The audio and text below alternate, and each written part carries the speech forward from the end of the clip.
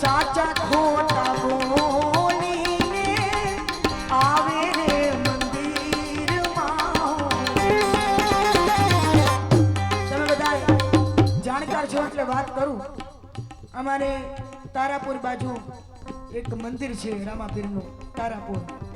ત્યાં ઘણા સંતો બેઠા હતા અને એને વાત કરી કે આ દુનિયામાં ઘણા દરરોજ મંદિરે જાય એવાય છે, દરરોજ પુણ્ય કરે, બધું સારું કરે, પણ છતાંય દુખી કેમ?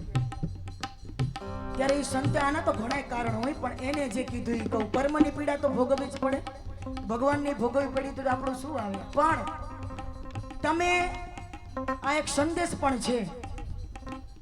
એક દીકરીના, જે બાપ દીકરીના રૂપિયા લે ને, દીકરીના આખી જિંદગી માળા ફેરવે ને તોય ભગવાન ન મળે.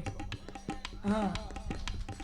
અને બીજું, એક ઘરના આંગણામાં ભગવતી જોગ માયા ગાય જેના ફળિયામાં હોય અને એ ભૂખી હોય અને તમે પેટ ભરીને ખાતા હોય, વરસાદ હોય કે ઘણા ઓછા છે પણ છે ખરા, ઈ ગાય દુખી હોય અને તમે એમ કહો અમારો દ્વારિકાધીશ કૃપા ઈ નો રાખે. આ બધા કારણ છે. અને બીજું, પાડોશીનું સારું થતું હોય ને તમને બળતરા થાય એટલે અહીંયા ભગવાન નો આવે. બીજાના દુખે દુખી અને બીજાના સુખે સુખી અહીંયા રામાપીર આવે.